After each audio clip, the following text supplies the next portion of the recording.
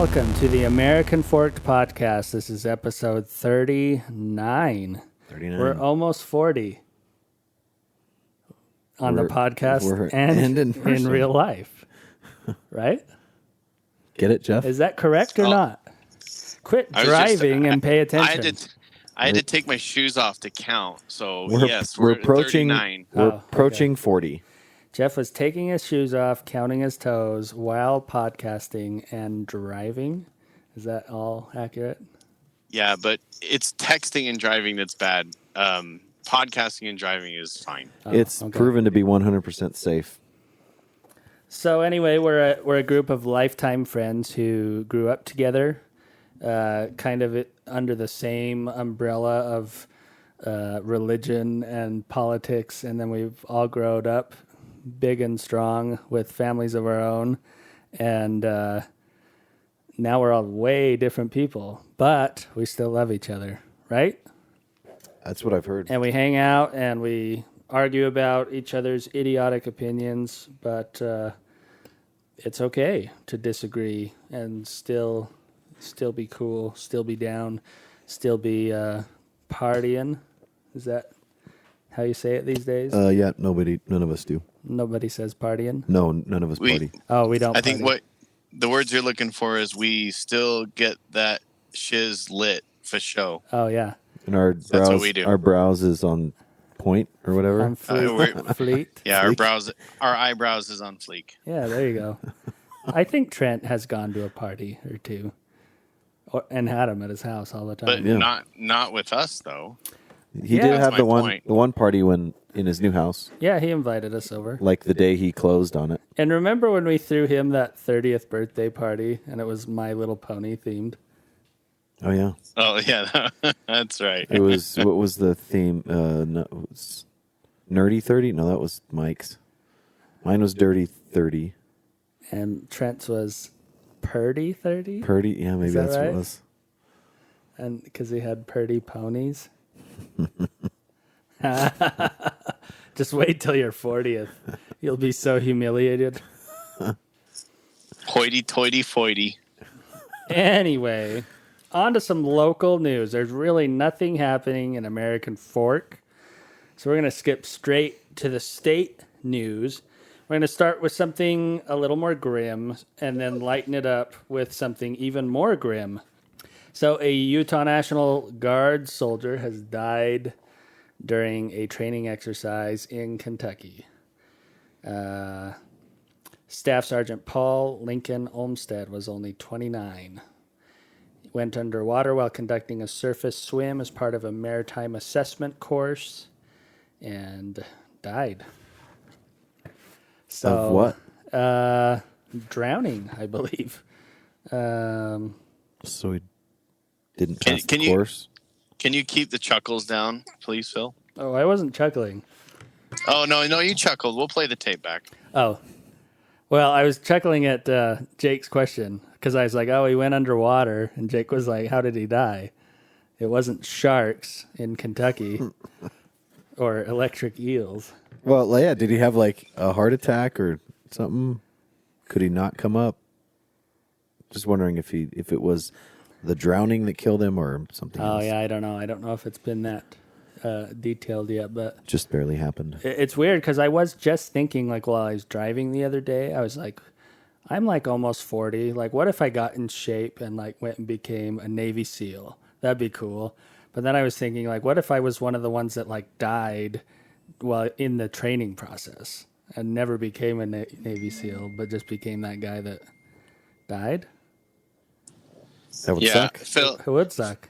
Phil, I hate to tell you this, but I don't think that you have the sinus for a Navy SEAL. I don't. The sinuses. Or the knees. Or the body shape. Or the flexibility. Or the flexibility. Knees. The knees, yeah. I have the kind of body that like when I swim, it's like everything's dragging. Like my skinny arms and legs are like pulling this round thing in the middle. You have the type of body that the closest you'll get to a Navy SEAL is a Tom Clancy book. There you go. Anyway, so God bless him and his family. That really sucks. I really hope I hope the military takes care of his family though, like big time. Like, yeah, well, I'm sure they're taken care of for the rest of their lives at this point. so that's I what hope so. Anyway. that's what I was thinking too. Like if I died and I was a Navy, I have these weird like thoughts where I'm like thinking two perspectives at the same time. Like I'm thinking of the perspective that I'm dead, but also like what everyone else is thinking now. Like, are they like, oh, he doesn't get some money now, or he will? And is my wife going to get enough money? Like, I'm thinking all that at the same time. Is that weird? That's a lot of thoughts at once. Yeah. That's fine. It's probably because of severe ADD, but anyway. You're doing good. Don't worry.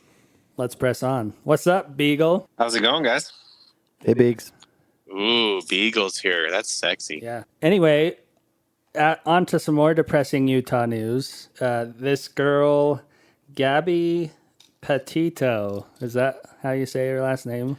Probably flows a little bit smoother. Petito. Petito. So it's Italian, not Latin America. You know the saying, petito, potato. Petito, potato. So there's this big saga all over the news right now, right? Over the last couple of weeks. This girl. Okay, so listen to this. This is how I got into this. I'm sitting there watching TV with my wife, and they come on and they say something like new 911 recordings say that this guy, Brian Laundrie, was beating up on her on the side of the road in Utah. And I was like, that's not what they were saying the other day. And my wife's like, well, what are you talking about? I'm like, the other day they were saying she was beating him up. And my wife, of course, is like, that's because you have the mind of an abuser. And that's why you think that way, because you're victim shaming or whatever. And I'm like, no. So I go back and I find the thing, and it's showing all the footage of the Utah Highway Patrol or whatever, pulling them over and stuff.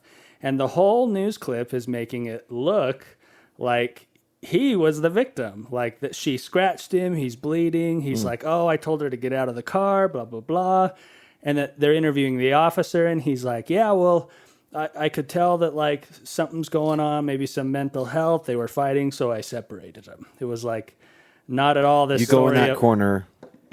You sit over there. Yeah. Sit in the corner. It was totally this like, oh, these two are just fighting, or she is actually the aggressor. Fast forward, they find her body, and now it's like, oh yeah, here's all this other stuff. Now the puzzle pieces come together. Yeah, I thought that was interesting. But you can go back and look at it. It really did, like the Highway Patrol, they were not at all like at that time like, oh yeah, this guy he's beating her up or he's gonna kill her or anything like that. It was, I don't know. It was interesting. So that's how I came into it. Mm-hmm. But now this girl is dead and this guy is missing. Is that still accurate? Yeah. FBI put a warrant out for his arrest, I think today. Yeah. So well, let's not convey like he's not missing like, oh, where did he go? We should send a search party. Like he ran away. Like he went back to Florida and then they put a warrant out for him and he's nowhere to be found, right? Like he's evading police at this point. Yeah. Yes. And have they said like how she died? Is that? I haven't seen cause of death reports. Just that it was homicide. It was ruled a homicide.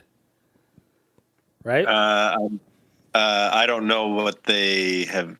I would imagine that they've said the cause of death, but apparently she was beaten. So. Oh, okay. Some sort of physical trauma. I don't know. I don't want to say. I would imagine she was probably strangled to death, but I'm not positive. Probably self-inflicted after she beat up her boyfriend.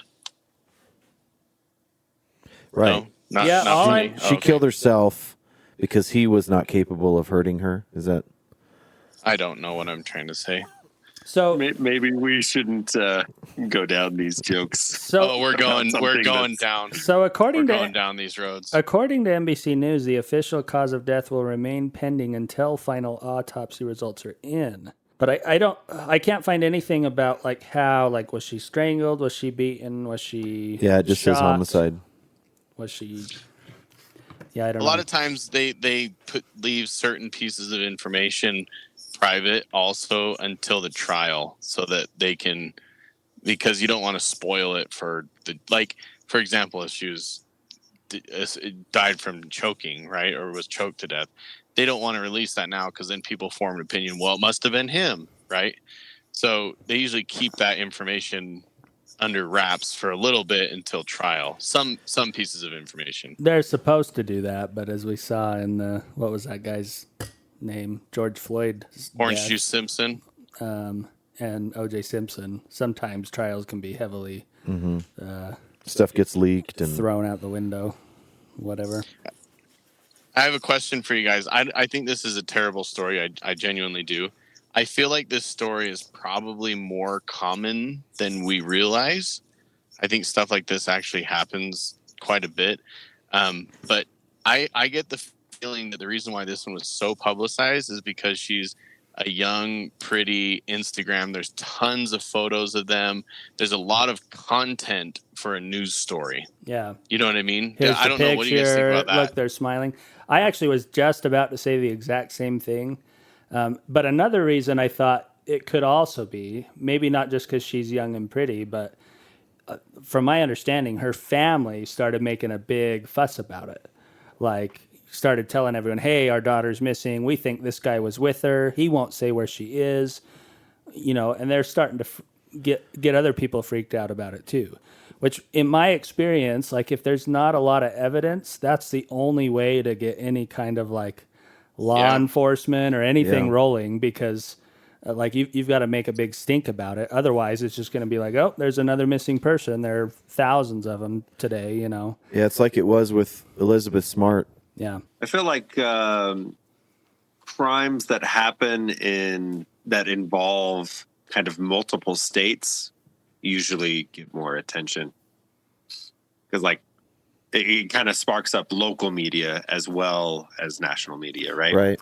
Yeah, like, oh, these people So came local through media here. in a bunch of different states start talking about it, and then it becomes kind of a trending thing to the point where national media starts talking. Yeah, like if this was just Utah would talk about it. But this is stringing, all the way Florida, Utah, Wyoming. I mean, there's a whole bunch of states that they traveled through. So yeah, that's a good point, Beagle. You're probably right. Yeah, so what do you guys think? Where is this guy? Is he dead? Is he in Mexico? Is he hiding in his parents' basement?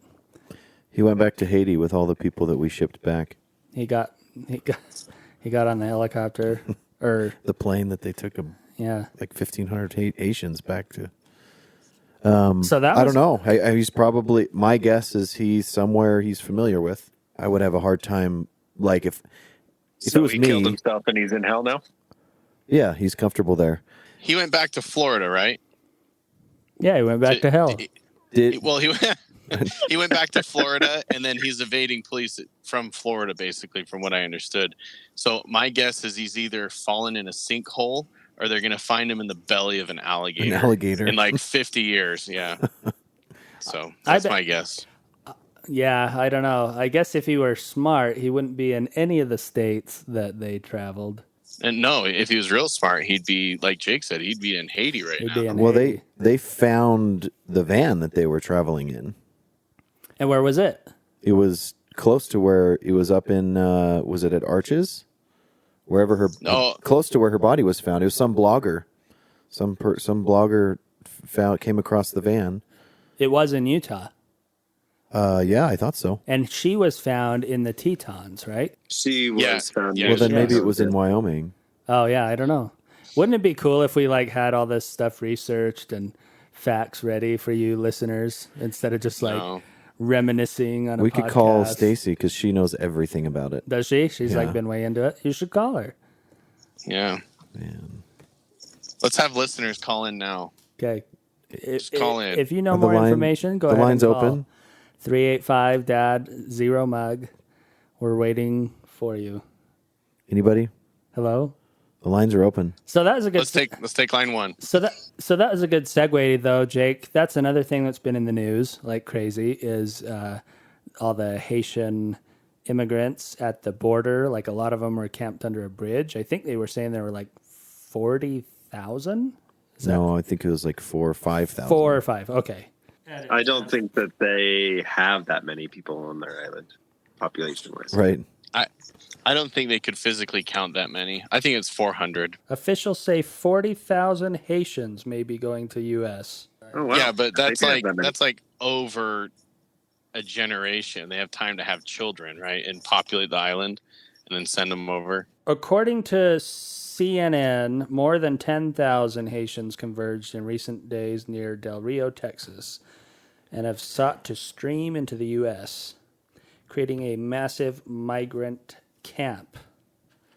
So the big deal was like all these images of Border Patrol on horses, right? Like trying to grab people, and one horse almost stepped on a kid and stuff like that, and everyone's freaking out about that. What do you think? Should Border Patrol not be riding horses?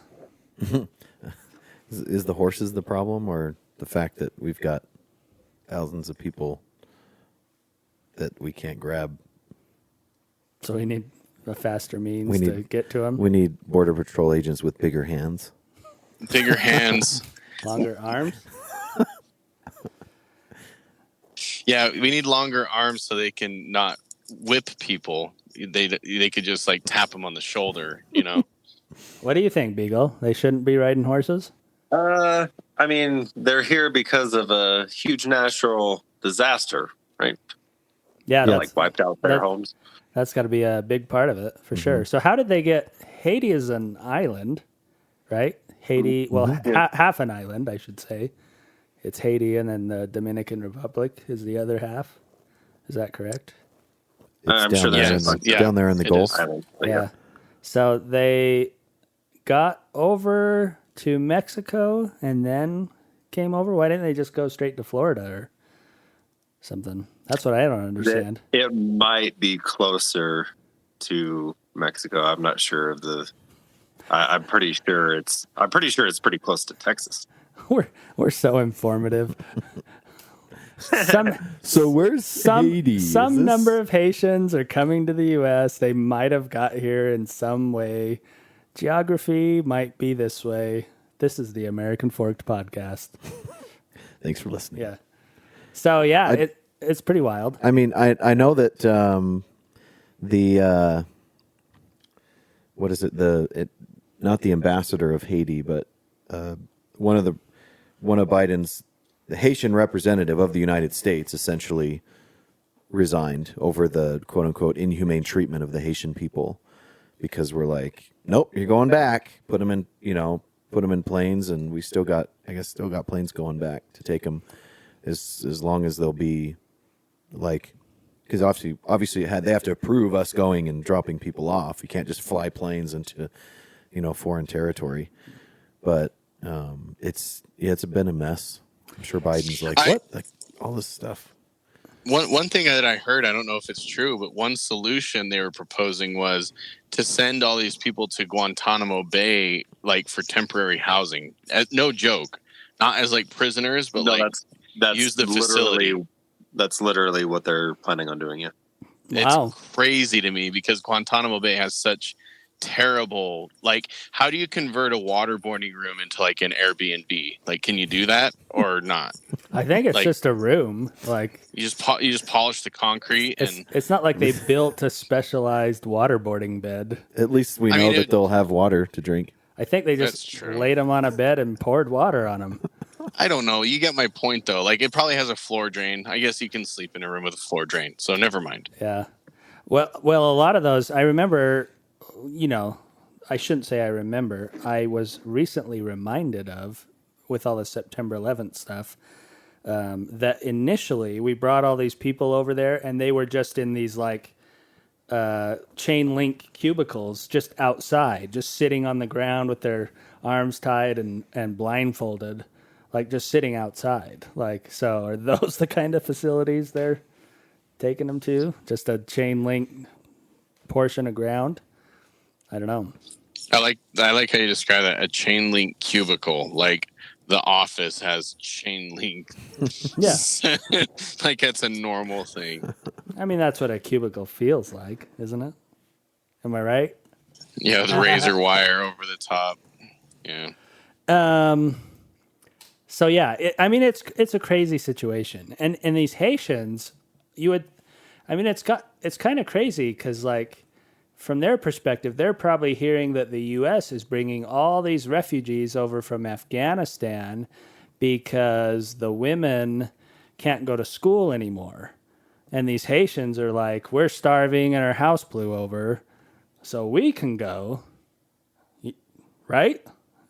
Isn't that what they're probably thinking? Yeah. No? Yeah. You gave me that's what they're doing. You gave me a no scowl, Beagle. I have no idea what's going on right now. The Haitians, Beagle. For the most part, my understanding of Afghanistan's coming over, most of them were either seeking asylum because they had made enemies of the Taliban, because they had helped the U.S., or it's just U.S. citizens. That's like, I want to say that's the overwhelming majority of people that came over. I don't think it had anything to do with women not being able to be taught You're probably right. in schools. Yeah, but I mean, maybe Haitians are coming over thinking that. I would imagine that their infrastructure is really messed up right now, and because of that, they're just looking.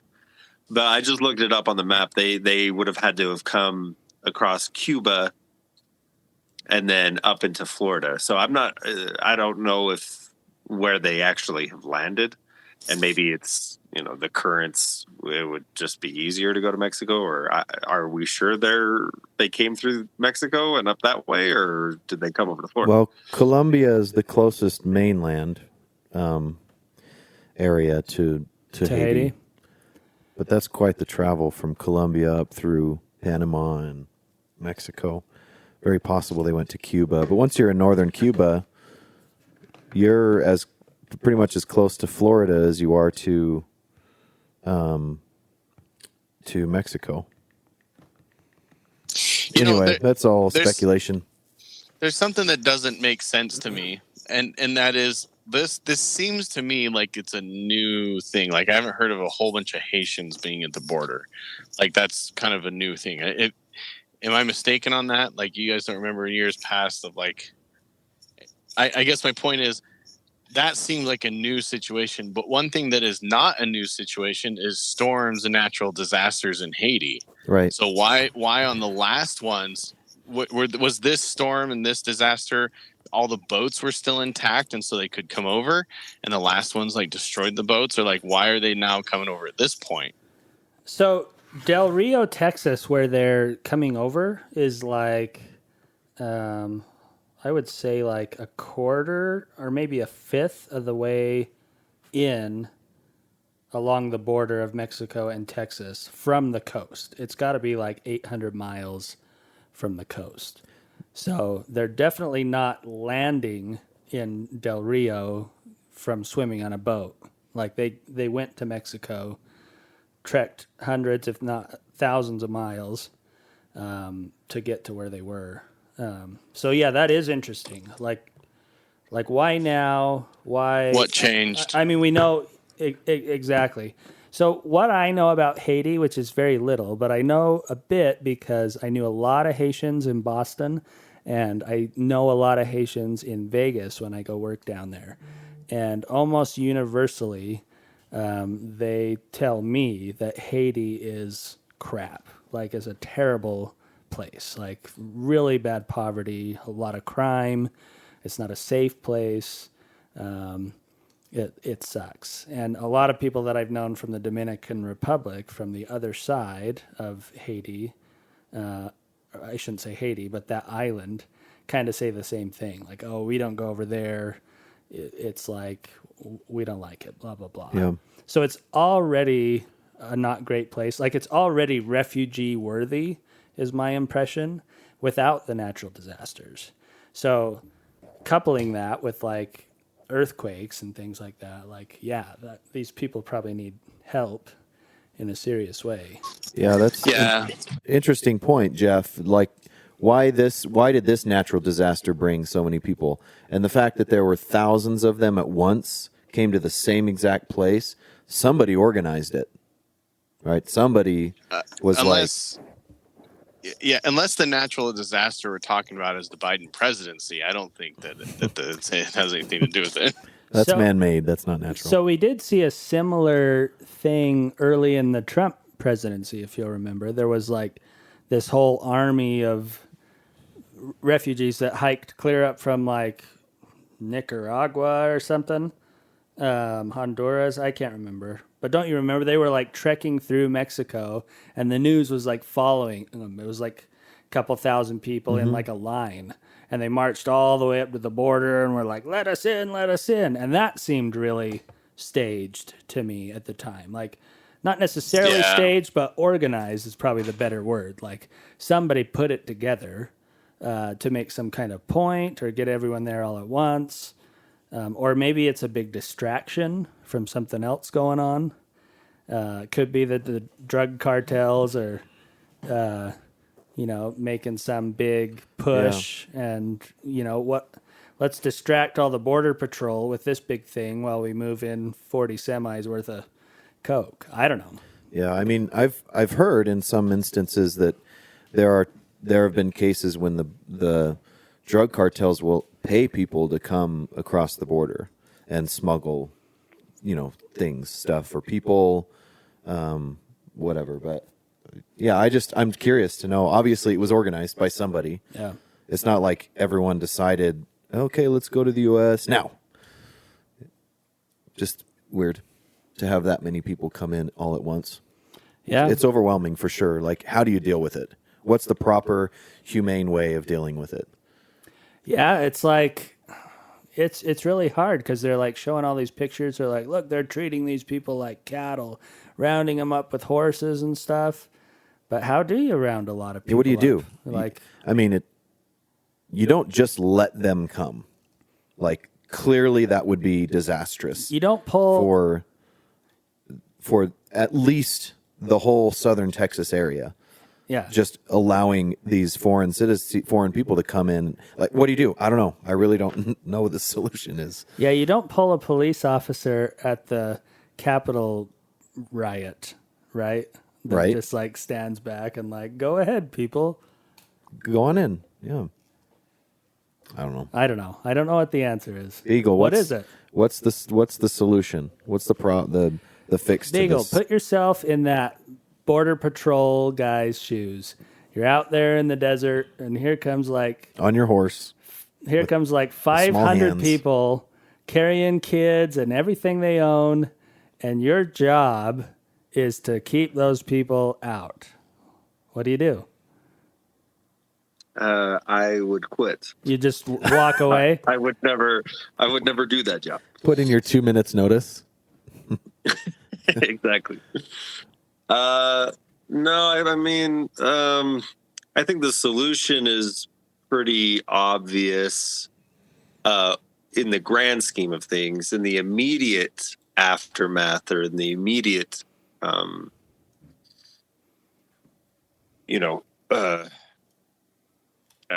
it's confusing. I don't necessarily think places like Guantanamo Bay are a bad idea. I mean, the ultimate solution, it has to play out, and the ultimate solution is the same as, I read some article years ago about how the U.S. is, tons of people move to the U.S. Legally because they get visas because they're really smart, because they have some unique talent or something like that. And the problem with that, while it's good that we're, getting good people into the U.S. who are really smart, the consequences of that is that when good people leave from the countries that they are from, what are you left with in that country? The not so, best and brightest, right? Mm-hmm, sure. So if, just imagine all of the inventors here, all the smartest people from here were like, I'm done with this place. I'm going to move to China. It's not going to take too long before, that country takes off much better than us. And it's just kind of a vicious cycle from there. So anyways, the whole point of the article was just about how we should let people in that do this, but really advocate for them to go back to their own countries and take, what they've gained from the United States back home to them and spread it there. So I'm a Haitian dude. I get over here to the U.S. legally Because you lost. Oh, legally. Yeah. Okay. and I do some work. I get my degree, and then the U.S. is like, go back to Haiti and make Haiti better. And I'm like, F that. I'm gonna dodge the system as long as I can and stay here. No, I got a white picket fence here. Really, I'm thinking in my head, I don't want to go back. That seems like a reasonable thing for a person to think, having come here. Yeah, sure. Basically, but I know it's, and maybe we could offer them money or something. I mean, if you make money here, you should be able to. I should be able to take my savings right now and move down to Haiti and live like a king. I should be able to. Or the Philippines, or wherever. But would I just you can't want imagine to? that at least. I mean, I've always wanted to live by the ocean or just some body of water. Like Florida or California? the Great Salt Lake has lots of land around it. I just had a I brilliant. actually, yeah, I don't.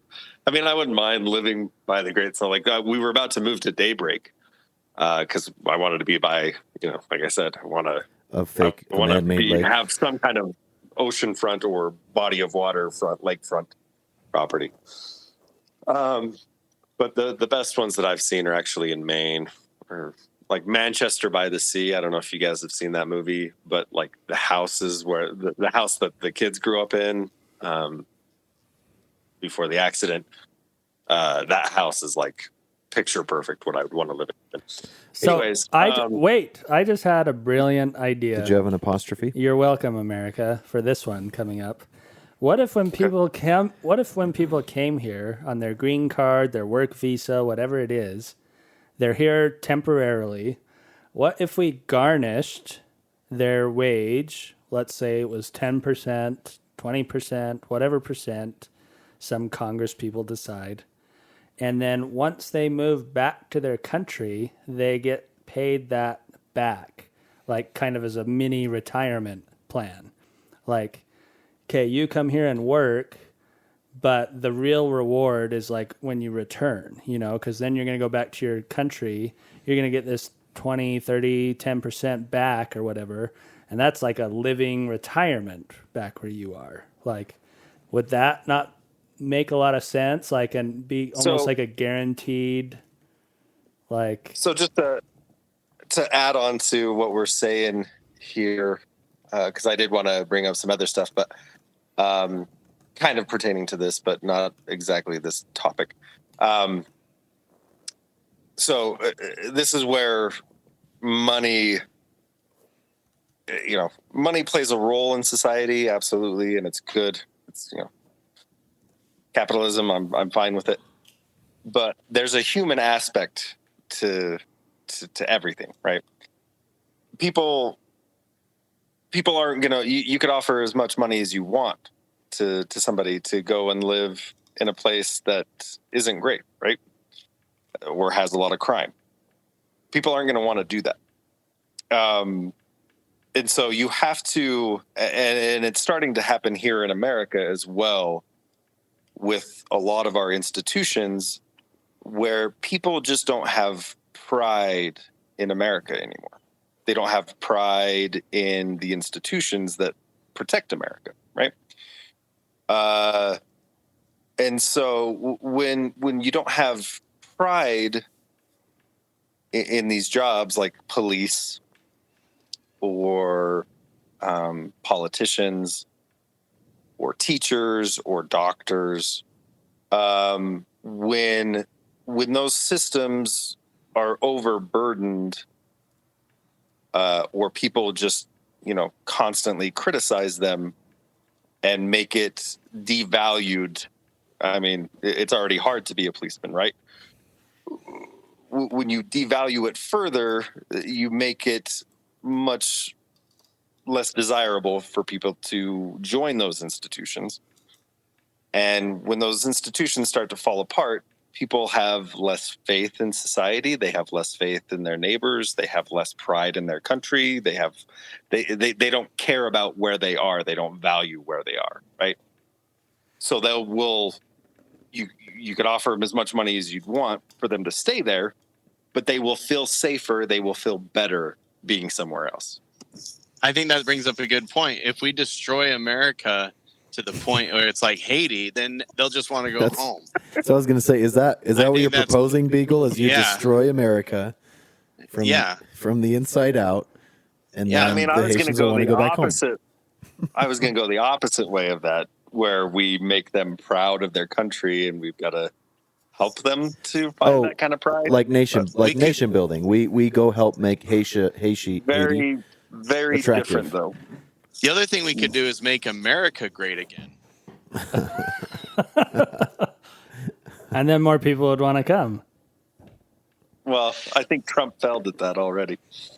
Oh, I wasn't talking about Trump. I was talking about a new thing. You know what I mean? A new thing that he just made up. But here's the problem that we have. America is like the Disneyland of the world. Like, everyone wants to come here, and everyone wants to ride the rides. And so we have a big problem where they don't want to wait in line. Yeah, they don't want to wait in line. So they get fast passes. They want the $17 hot dog for free.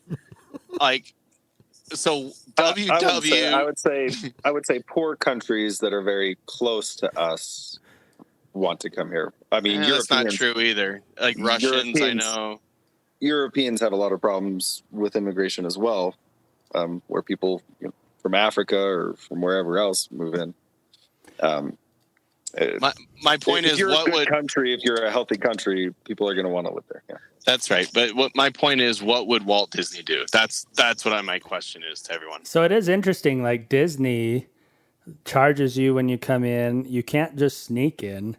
They don't have discounts for poor people. And it's like they have walls, kind of, right? And when they walls, and when they close and it's time to go, those security guards are getting you out of there. Like, there's no leniency. There's no like human element. They're not like, oh, these are people too. It's like, you're gone. Or as we learned from Tyler, they'll also kick you out for drinking. Exactly. They won't even accommodate your drinking issues. Are you guys like just trolling right now? Like, are you trying to seriously compare like a for-profit business to like a human rights? I mean, it's not just a for-profit. It's supposed to be like heaven on earth, right? I'm saying that America is a place that people want to go. Where's another place people want to go? Disneyland. So could we learn something from that? Maybe the answer is no. But it is pretty fun. It's also very funny. And you got to remember that. No, this isn't a show of humor. Yeah, it is. Oh, yeah, it is. Then you guys need to be funnier. So it's perfect that you actually... Okay, so let's joke about the dead guy that we talked about earlier. Oh, yeah. Does that make it funny? No, I'm just kidding. I guess just to quickly end on the whole what to do in the immediate. So, we've got, what is it, like 5,000 people or whatever that number was. One of my former colleagues who was a Marine, one of his ideas was that people should be allowed to come into the country. But he was a huge Republican conservative. But on the grounds that, and it was legal, right? I don't think he supported any kind of illegal immigration. But anyways, his idea was that in the legal process, once you get in, you had to join some branch of the military and serve for like 2 to 4 years. And I don't think that that's necessarily a bad idea either. Pete Buttigieg had a very similar idea of like when people turn 18 years old, they have to join like Greenpeace or something like that. And that kind of goes back to what I was saying about like people being proud of their country or feeling, like this place has a lot of value and that they, want to maintain that value, right? So what do you think, Beagle? What would you do with those 5,000 people? I would agree a lot with that kind of a sentiment. I mean, I don't know. You're the president of the United States right now. If I was the president of the United States, I would immediately go to those people and be like, listen, we've got like, what is it? How many ever jobs that are open right now? Or I would just be like, hey, you got to join the military. For the most part, the ultimate goal, as far as the immediate goes, I would try and figure out some way to help them. But we should have some kind of this is going to continue happening, right? We need to have some structured policies and processes in place to help these people and help them get back home and start rebuilding, right? So you would not... one way or another, it's going to cost us money. It's the same thing as our prison system, right? And the war on drugs. We can spend a ton of money trying to prevent people from doing something that we all know we can't prevent them from doing, right? And then we spend all this money on prevention. It happens anyway. And then we spend all this money sending them to prison. We spend like $80 billion a year on prison systems, and like 60 to 70% of the population in prisons are in there for nonviolent crimes. I don't think you should serve time in prison if you're not violent. If you're not violent, you're not somebody society should be afraid of necessarily. What about Jeffrey Epstein? There should be other punishments. What about Trent? What he did was violent because he what about human trafficked people. What about Trump's lawyer?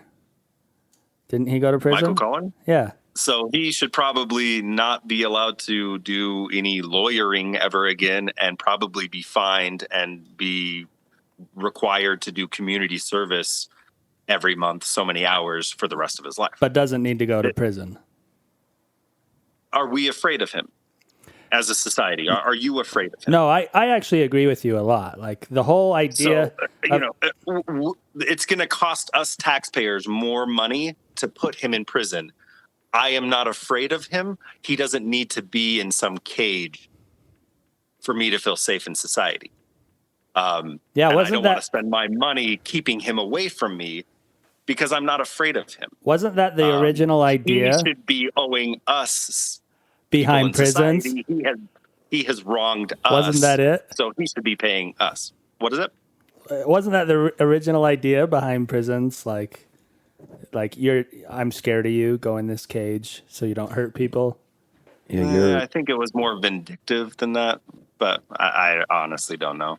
But then, probably the original people who put people in prisons were like kings and stuff, and it was for any reason. Like, I don't like that guy. I want that guy's wife. That guy looked at me funny. All that kind of stuff. That guy didn't pay his taxes. Yeah. So I feel like Beagle, wait. But anyways, so we can spend all of this money on preventative stuff, and then have it not work, and then spend money after the fact trying to teach these people a lesson like we do with the prison system and not get anywhere, right? Or we can spend that money up front, and instead of spending $80 billion a year on prison, we could spend $80 billion a year helping people understand what are bad drugs, what are good drugs, what is very addictive, what is not. And having a healthy discussion. It should be considered a health issue, right? But so in the same way with this issue with immigrants, this is going to continue happening throughout, for forever, right? The only way we can do it is to try and prevent and build up and help these people. We're going to spend money one way or the other. We might as well be helping people avoid these situations where they feel a need to come here. Right? So would you say that you would not be doing what President Biden is doing right now and flying them all straight back to Haiti? No, like I said, I would want them to go back. Yeah. but again, with our help, not just sending them back, because, like I said, if they go back and there's nothing for them to go back to, they're just going to probably try to make that trek again and find some other way of getting it. We have to help them in some regard. Well, we are helping them. We are putting them on a plane and sending them back. Like, what do we do now? We've got 5,000 people come across the border. Right now, what do? We can't. Like I said, I don't necessarily mind the idea of Guantanamo Bay. I would want to spend money helping not just send them back, but helping them build up some kind of an infrastructure or something like that to help them get back on their feet. I don't get the idea of just food and water and supplies and blah, blah, blah, blah. I actually don't get why they're sending them to Guantanamo. Like, why not send them to New Mexico or Florida? Like, Guantanamo Bay is supposed to be this outer space, non-autonomous, like, no man's land because they have a lot of water that there. We torture terrorists in. Like, I think the point is that they're not bringing them. They're not bringing them to America because the right would get upset with that. The right would get upset. Yeah, they want to keep them out of America. Oh. Anyway. Yeah, I like what Beagle said. We've got a whole bunch of jobs that need filled. We can hire them. I'm sure they would love it. JCW's is understaffed in all 5 of their stores. So here's the problem, though, and this really is a real issue if you think about it. Let's say that these 5,000 come over and we're like, hey, we're going to put you on a bus and we've assigned you all jobs and we're taking you there. And the news spreads all over the whole earth. America just let 5,000 immigrants in, no questions asked, and gave them all jobs. Do you not think that would create a huge influx, orders of magnitude bigger, of immigration trying to get into the United States? Like, that's kind of the sure, yeah. That's kind of the two-edged sword. Like, remember Biden was like, "Oh, Trump's so dumb. He hates immigrants, blah blah blah." And as soon as he got elected, there was this massive wave of immigration. And what were they all saying? Biden told us to come. And that's when he was saying, oh, don't come. And Kamala got on and said, don't come. Or she flew down to Mexico or wherever it was and told people, don't come. Like 2 months later. Because they had created this idea, like even just this idea of people to come. Like, people are going to come. So if we do take in all these people, which I agree would be the humane thing to do, like, does that not just create a tidal wave of additional issue that we've got to kind of figure out? I don't know. I don't know what I wouldn't want to be Joe Biden right now with 5,000 Haitian immigrants on the doorstep, but they're not on the doorstep. They're in the foyer. Oh, they're in the foyer. That's right. Trying to get into the chapel. Is that what you're saying? Oh, well, I wasn't talking about a church, but I guess they're the entryway. They're in the entryway. There are foyers in other buildings. Yeah, too. they have opened the door. They're in the entryway. What a funny joke. Here, we mop our floors. We've got plenty of floors that need to be cleaned. You can clean those floors. I don't know. It's a crazy situation, and I don't know what I would do if I was president. We should give them all jobs, and then half half their wages go to unemployment for other people, so they can just stay on unemployment. No, this is the real answer, Jeff. You give them all jobs, but then you create some massive propaganda, like filming mock jobs that are like horrible, like people working in mines and like terrible situations, and make it look like they're being mistreated. So you help the people, but don't create this influx of people wanting to come. They'll be like, ooh, I don't want to go. All those Haitians were just let in, and now they're like working in coal mines. Right, Beagle? Like, we can make up a job where it's like they're all sewer smashers, because America's septic system needs to be smashed down all the time. So come on down. Smash down. Sewer smashers? Yeah, because the poop needs to get mushed up a little bit before it can go through the America pipes. It's like wine pressers. Great pressers. Exactly. It's not real. We just make a propaganda video about it. I like it. So That's a good idea. Let's segue into our topic of the evening. Norm Macdonald has passed away this last week. He was 97. And no, he wasn't. Nope. No, he was not 97. I hope he wasn't 97. He wasn't 97. But do you guys remember what Norm Macdonald was like most famous for? Dirty work. Comedy. I've never SNL. seen so many damn hookers in my entire life. Yeah, hooker jokes, things like that. So when I was looking into it a little bit, the number one thing was O.J. Simpson jokes, and the thing was he actually thinks that's why he got fired from Weekend Update on Saturday Night Live. It's because he kept making all these O.J. jokes, and his boss, the head of NBC at the time, was like best bros with O.J. Simpson. And was like, no, he didn't do it, blah, blah, blah. But I'm going to play you some of them real quick because his OJ jokes were ridiculous. 68 years old. Died at 68. He was 68. Thanks for that fact. Here we go. According to retailers, the most popular Halloween mask this year is O.J. Simpson. And the most popular Halloween greeting is, I'll kill you and that guy who's bringing over your glasses, or treat.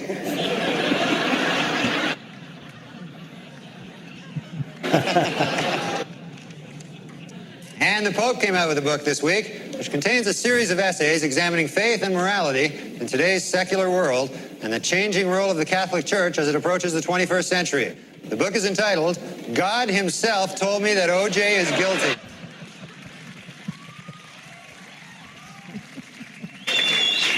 In other book news, Prince Charles released an autobiography in which he states that he never loved Princess Di and that his father pressured him to marry her. The book is entitled, Of Course O.J. Did It. I mean, come on.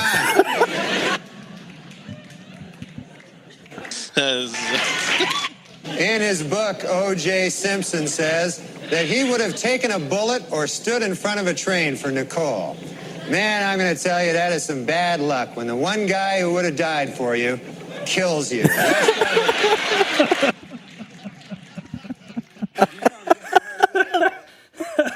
So yeah, obviously. I'm pretty sure I remember as a kid listening to those SNL skits. Yeah, and they're crazy good. Like he had a way of comedy of like it's so dry, but it's not even super clever. It's just like so obvious. I don't know. He's got a different timing than a lot of other comedians, and it's very funny. Yeah, timing. The other thing that I always remember from Norm Macdonald, and it's my favorite thing ever, is when he goes into explaining his own jokes. Yeah, like he'll do this thing where like he'll give that OJ joke, and he'll say, because he killed his wife. Like, right. he starts explaining the joke after it, and it makes it even funnier because it's like, well, no kidding, Norm. We get it. It's pretty. Your jokes are very obviously laid out, but then he explains it like. Anyway, he is such a funny guy. So another thing he's kind of famous for, because while he was doing Weekend Update, that was the whole Clinton scandal stuff. So that was all going on in the news. I'm going to play you some Clinton stuff real quick, so you can get an idea of how he was on politics. A Connecticut hotel where Bill Clinton spent the night has donated to a charity auction a bagel the president ordered from room service but never ate. Though potential bidders should be advised, while the president never actually ate the bagel, he did have, quote, relations with it.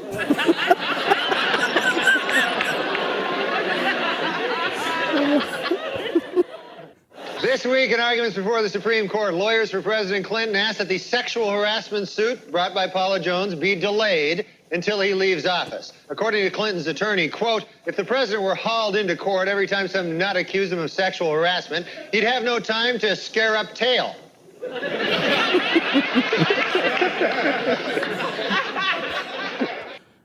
As new questions arise about Hillary Clinton's role in Whitewater, the president appears to be distancing himself from the First Lady. Earlier today in his weekly radio address, the president insisted, hey, I sleep with hundreds of girls. I can't vouch for all of them, you know? Though more indictments are likely in the Whitewater investigation, President Clinton is still refusing to say whether he will pardon former Whitewater associates Jim and Susan McDougal. But when asked if he would pardon First Lady Hillary Clinton, the president was crystal clear. Quote, she does the crime, she does the time. Court documents made public this week, independent counsel Kenneth Starr told a federal judge that Hillary Clinton is now a, quote, central figure in the Whitewater criminal probe. Reacting to the news, President Clinton called the investigation a partisan witch hunt, vowing, quote, if the First Lady is somehow convicted and has to go to jail, I will do everything in my power to wait 2 weeks to start dating.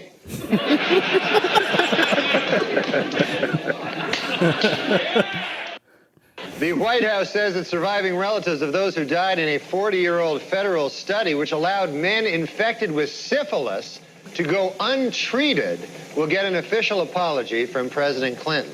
According to the president, quote, if not for the sacrifices of these brave men, I would not be alive today.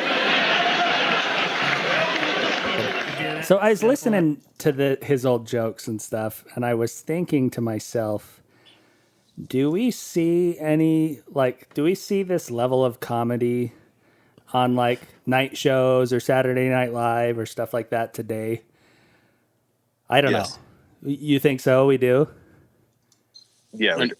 I mean, it definitely, there's definitely a lot more messaging now by people who do shows. And that, when that becomes more important than the jokes themselves, then, I mean, it's pretty obvious that, you know, they're not even trying to tell a joke. They're trying to get out like some political message. Right. Right. But, I would say for the most part, that's just not the case. Most people just like to tell jokes and are good at it. Yeah, there's... So who's funny today? Like, who would be the Norm Macdonald equivalent today? Well, I was going to bring up a point on that because the problem with that is that, so back in the day when you had Steve Martin and Norm Macdonald and like, you know, you had these people, and you can branch this over into music too. They were very specific people. Like they had an outlet. They were hooked up with Saturday Night Live or whatever. Nowadays, if you have YouTube, which it means everyone on the planet, you can have an audience. And I think that people, the consumers, can find a very niche little thing that they like about each individual person, whether it be music or comedy or whatever, and they can enjoy that specific person. So it kind of dilutes the field. You know what I mean? Yeah. So who is the Norm Macdonald? I think they just don't exist in the way that they used to. Yeah, I know people that are funny nowadays to me, but it's not like Norm Macdonald was. Yeah, we've taken a big hit when we lost Robin Williams. That was huge because Robin Williams like revolutionized a lot of the comic scene. Norm Macdonald was fantastic. SNL has taken a huge fall off the cliff just in the last few years. But I don't know, has the format, obviously the delivery of comedy has changed, like Jeff's saying. Has the format of comedy changed? And we, as people who grew up with Robin Williams and Jim Carrey and Jerry Seinfeld and Steve Martin, is that archaic comedy? And is there, is it new? Is it different? Are kids even into comedy now, like we would have been? Like, yes, yes. My kids listen to comedy all the time on the Alexa, and they love. I'll tell you the people they love: Jim Gaffigan. Oh, really? They love He's Jim. my Gaffigan. favorite. Fluffy. What's his name? Gabriel Iglesias. Mm-hmm. Gabriel Iglesias. That's right, yeah. Iglesias. He was actually just in Salt Lake last weekend, but they love him. And there's a lot of other people too that they like, but I couldn't tell you all their big names. So these are stand-up comics. Is there anyone that's like on TV, like a host or a regular on like night shows or some kind of regular programming? What is TV? You guys sound kind of to me like people, like old people talking about like music. Exactly. Like, it's just not how it used to be. It is. Your age. It is exactly right. Yeah, I don't know. I don't understand it. Like Kevin Hart is hilarious. People love him. Dave Chappelle is hilarious. People love him. Bill Burr. So again, more stand-up comedians. Jim Gaffigan. Well, yeah, and they go on these shows though. As far as like TV goes, I mean, I never really found Jay Leno to be that funny. I would laugh at like a few of his jokes, but I never saw him as very comedic. I think Jimmy Fallon's a lot more funny than Jay Leno. Yeah, I personally, I think he's funnier too. Yeah, that's true. Jimmy Carson, I think his character was just kind of who he was, or not Jimmy Carson. Just kind Jimmy of who Carson. he was. Oh, did I? No. Yeah. Jimmy Carson? Yeah, just who he was, the way he acted, the way he behaved, the way he talked. He was just kind of a bubbly person and a lively person. And that in and of itself was very entertaining. It's not, sorry, that's driving me crazy. It's not Jimmy Carson. Funny. What's his name? Johnny Carson? Johnny Carson. Johnny Carson. Oh, the original I'm like, Tonight who Show. is Jimmy Carson? Jimmy Carson, the hockey player. Last name Yeah. I got wrong. Go ahead. But anyways, yeah, what's that TV shows like Ty? What's his name? Ty Burrell or Ty Burgess? Ty Burrell? The guy from on Modern Family. Modern Family, yeah, Ty Burrell. Tybo. Burrell, yeah. He's Who freaking hilarious. Who lives in Utah?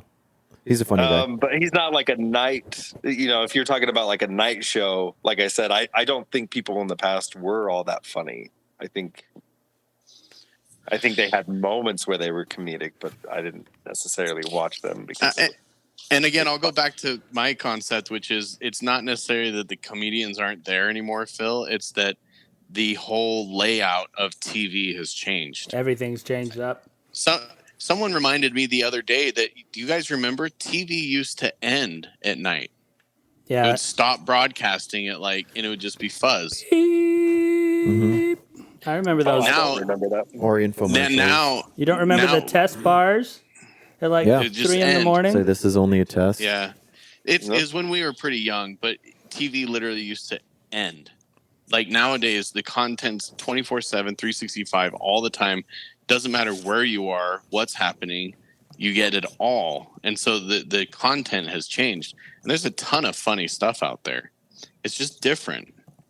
This is a test of the emergency broadcasting system. So one of the things I got on this, and we've kind of talked about this before, but Stephen Colbert, you guys are all familiar with. I used to love his show, The Colbert Report. I thought it was super clever and that he was super funny. And his show now is really painful for me to watch. And I want to play a couple examples. These are cherry-picked examples. But I want to just kind of contrast because I actually think this kind of represents, to me, like what the comedy landscape looks like in general. Like, I know there are funny people, but as far as like mainstream people you're seeing on your regular programming or like the most prominent programming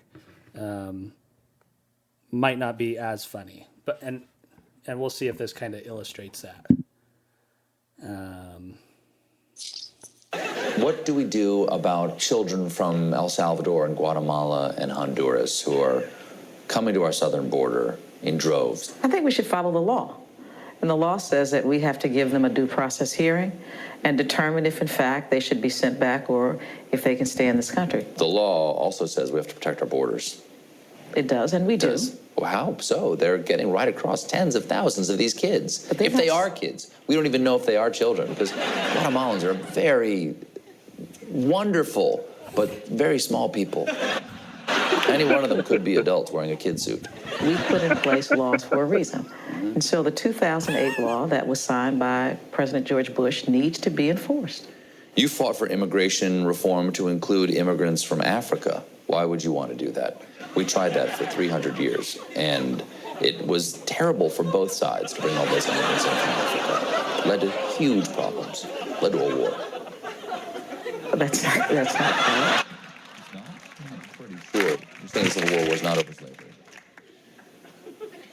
Yes. It was. But it wasn't necessarily because people from Africa were trying to come across our borders as immigrants. We were brought here against our own will. Well, history will be the judge. Speaking of people of color, John Boehner. You held hands with John Boehner and Mitch McConnell and saying, "We shall overcome." Okay? Yes. Commemorating the 1964 Civil Rights Act. Correct.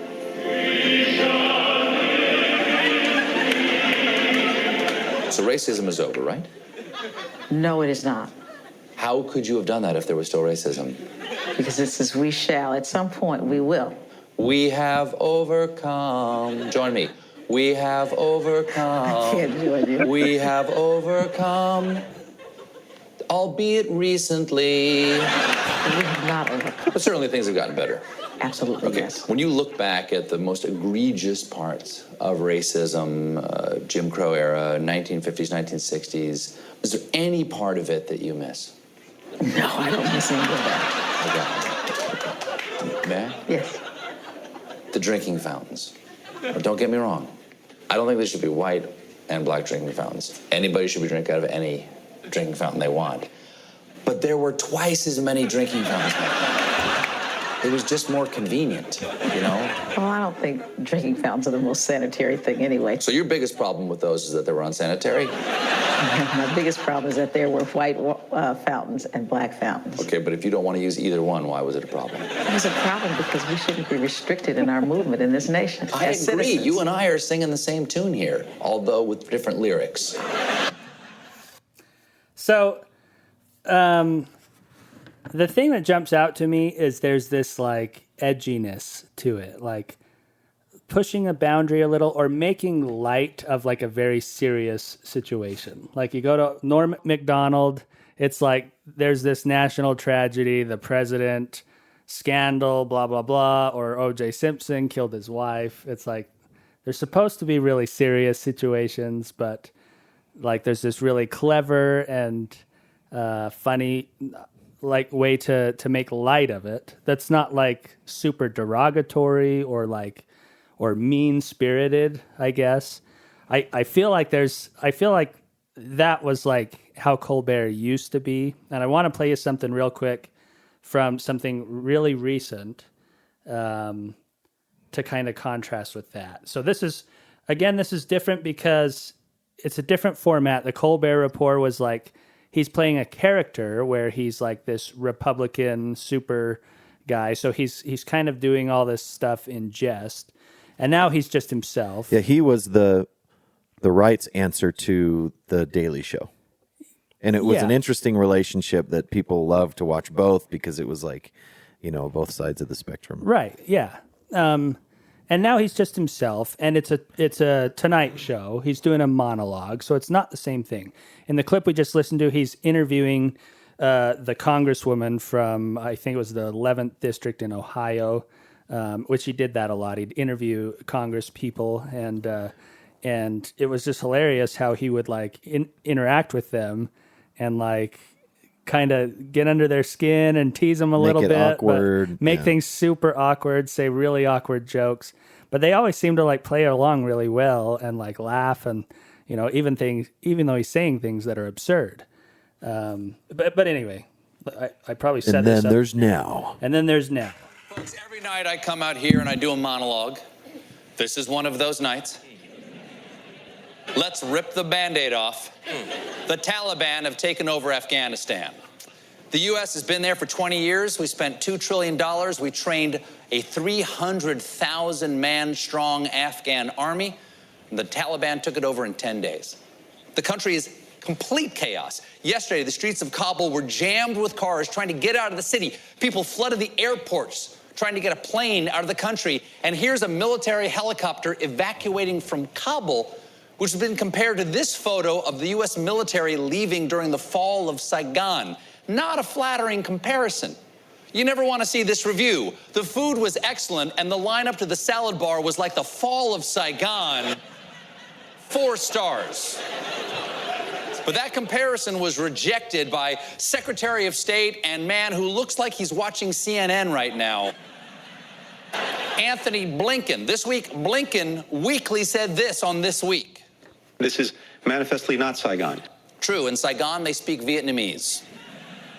Now, contrary to everything they've ever done or said, the Taliban have promised that this time they're going to respect women's rights. But the crackdowns already began. At a bank in Kandahar, armed Taliban gunmen forced women working there to leave the bank and told them male relatives could take their place. That is awful. Also, not good hiring practice. Mr. Wilson, unfortunately, as a woman, I cannot perform your open heart surgery today, but you'll be in great hands with my cousin Dylan. No, he's not a doctor, but he does have a penis. Yes. Because,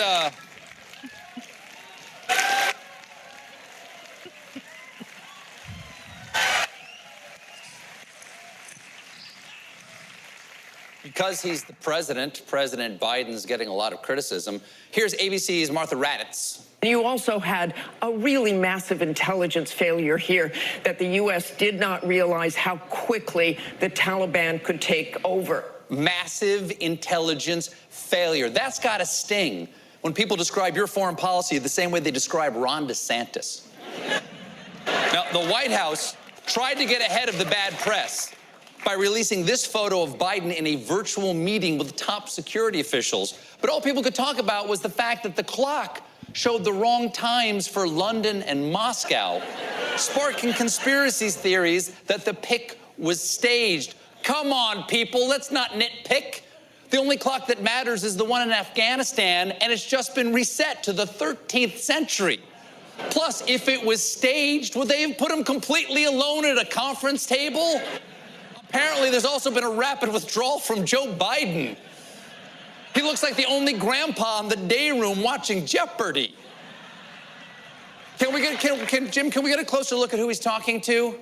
Okay, there's Kamala Harris, the CIA, and JFK? I guess it makes sense. If you need advice on handling a complete airport meltdown, look no further than JFK. The Cinnabon in Terminal 2, like the fall of Saigon. There's some good stuff in there. There is some good stuff, but there's something about it that's just like so forced. It's boring. Yeah, and boring. Like I said, there was I mean, that's more the platform, I would say. But the jokes that weren't funny, you could tell because it's, like I said in the beginning, where it's more important to get out a political message than a joke. Like the Ron DeSantis thing didn't even.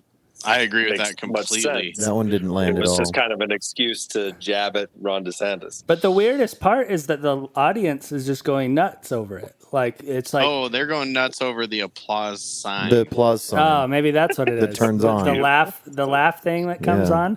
That's what I just didn't get. But the reason I picked this clip is because I thought when we pulled out of Afghanistan and the Taliban just came and walked right in, there's got to be so much funny. I mean, that's funny. Like, oh no!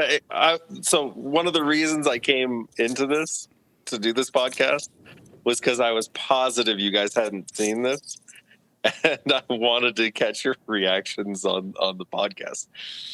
Seen what? But Google. I just want you to see the images first, and then we can talk about it. Google. Dune. No. Dune trailer 7. The last part of the movie. No, Google Taliban boat. Oh, I've seen this. Taliban boat. Correct. So, and then go to images. Images. Okay. Yeah, I saw this. So we're looking. That's real? That is very much a real thing that happened. So we're looking at like some guys with rocket launchers and machine guns, and they're on like a yellow swan boat. Is that a paddle boat? A paddle The ones boat. that you, Yeah. Correct. At Bear Lake or whatever. A pedal boat that's shaped like a duck or a unicorn. Just like that. There are multiple. There's like tons of them. Yeah, There's there are a bunch tons of of them. pictures. There are a bunch of boats. Yep. Swan boats. They're on vacay. And that's what I mean. Like, that is funny. Like, we went over there 20 years, thought we were doing all this stuff, and then they just came right back in. There's so much material there. And I feel like Colbert's just like, I don't know. I don't know what he is anymore. He's using it as a platform to insult people that he doesn't like instead of making fun of the situation. Yeah, he did that a few times for sure, and like, I mean, I didn't laugh. But his comment about like the doctor not having a penis, so you can't perform heart surgery, I thought that was hilarious. That was a pretty good one, yeah. But in general, I thought the situation merited more comedy. Like that's what we're going to him for, right? That's what we're tuning into. And it just like it doesn't have that quickness and that like cleverness. It I don't know. It just seems tired to me. And that is my general impression with a lot of these guys. Like even Fallon and Kimmel. What's the other guy's name? Something. Anyway. Conan O'Brien? Yeah, well, Conan's gone now, right? Yeah. Hey, I have a question. Did we leave these pedal swan boats? Are these American tax dollars? These guys are pedaling around on. This was the. I wanted to look up the story to see. I am pretty sure that is accurate, though. Yes, it's in the middle of the Hindu Kush Mountains. Are you sure that's Taliban though? Because don't they like? Correct. It is Taliban. That is very. I guess so. I thought he was dressed in black, but if I zoom in, he's got like. They're literally on vacation. They're so happy. That is not real. That cannot be real. No, it is. It's called America's Gone. Let's go on vacay for the weekend with just the boys. It's their bachelor party. We'll get back to this country. We'll get back to this country taking over thing next week. It's a beautiful lake. Like, why didn't we see a bunch of skits with like Afghan army telling U.S. Army like, "Oh yeah, don't worry, we're totally gonna be our own country now. We got this. We're totally gonna be like, oh, you're gone. Oh, here we go. Drop my guns. You know." Or why isn't this a headline? What's funny to me is that we spent all that money and time and people lost their lives when what's really going to change these people is some unicorn pedal boats. They're swans. They're swans. We just need to ship more of those over there. But the other thing too is this what they're saying is like the new Taliban Navy? Like now they have an Air Force and a Navy. The Air Force will be like those quarter machines. Yeah. Rides. They're like previously undisclosed pictures of the helicopters we left behind, and they're like, we got big eyes painted on the windows, like This is like they're from the movie Cars. This is the Swan Team 6, and they're like, and they're only big enough for children. One of the Taliban fighters named Abdul Hamid said, "We came here to have fun." Following the photos of the armed group, we came here to have fun. Following the photos of the armed group going viral on Twitter, with our rocket launcher in hand, in case we had to shoot an oncoming patrol boat. That's right. Yeah, good times. Yeah, I figured you guys would like that. So you already saw that, Jeff and Jake? I did see it. No, this is the first time seeing it. Oh, is it? Oh, okay. You started laughing early on, and so I was like, "Oh, you've already seen it." I figured. Well, the image came right up. The image came right up, and it told a story to me that tugged at my heartstrings. It tickled my feel goods for sure. Anyway, when is Disney gonna do? Because Disney's done like a Chinese now, like superhero and Mulan. When are they gonna do? Now what are you like, looking a at? Muslim The Taliban swan Taliban boat princess. ride. So they'll change at Disneyland. It's a Swan World ride. It won't be the boat that you're in. They'll change it to a swan boat, and they'll have cardboard they cutouts need of the Taliban sitting with you, going. They need a movie first. Yeah, they should do They a need movie. to have like a Taliban princess. Wearing a hijab. It would be like that's the easiest story in the world to write. All right. So thanks for joining us on the American Forked good. podcast. We took you on a wild ride today. Hopefully you had some fun. And A wild swan ride. Yeah. and we'll play you out with some soft sounds of the great Norm Macdonald. Good night. Love you. R.I.P. Love you. Rest in peace. See ya. Word. Peace out. Not all your material Bye-bye. comes from the news. Is that right? No, some of my material my strongest material comes from real life. Real life? Like, for instance, today I was driving in a car. You were kind enough to bring a car to bring this old chunk of coal here to the studio. We send cars for our guests, yes. Yeah, so I got in it, and I get material that way. So my driver. What do you mean? How do you get material that way? You get in the car, and what happens? My driver tells me a joke. The driver we sent to pick you up told you a joke. Yeah. And you're going to tell it now on the show. Yeah, that's how I get a lot of my material. Okay. Why don't we just have him on next time? That guy. No, wait till you hear me do it. So the guy, he goes, I say, I'll be the guy. Okay. A moth goes into a podiatrist's office. A moth goes into a podiatrist's office, all right. You are correct. A moth goes into a podiatrist's office, and the podiatrist's office says, "What's the problem?" And the moth says, "What's the problem? Where do I begin, man?" He goes, "I go to work for Gregory Olinovich, and all day long I work." Honestly, Doc, I don't even know what I'm doing anymore. I don't even know if Gregory Olinovich knows. He only knows that he has power over me, and that seems to bring him happiness. But I don't know. I wake up in a malaise, and I walk here and there. And the podiatrist says, "Oh, yeah?" And the moth goes, "Yes." And he goes, "At night, I sometimes wake up, and I turn to some old lady in my bed that's on my arm. A lady that I once loved, Doc. I don't know where to turn to. My youngest, Alexandria, she fell in the cold of last year. The cold took her down, as it did many of us. And my other boy, and this is the hardest pill to swallow, Doc.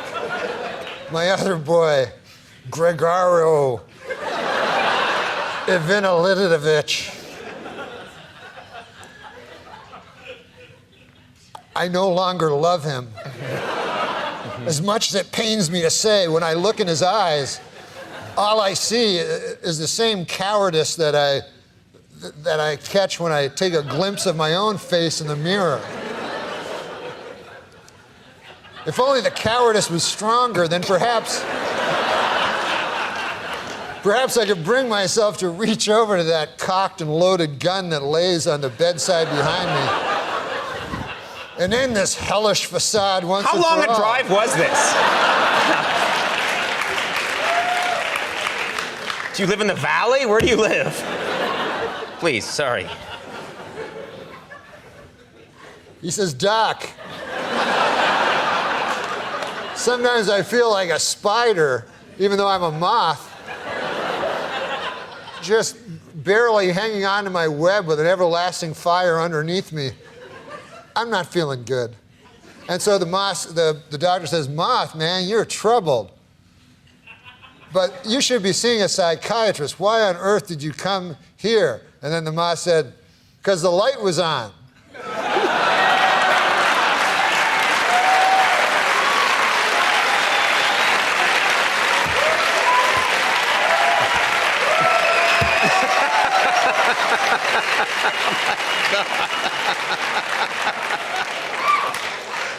My congratulations to anyone who stuck it through to the end.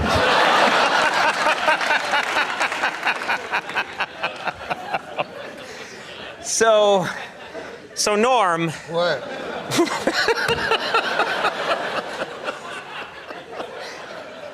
We're pretty much out of time. No. Well, listen, it's over. What's that?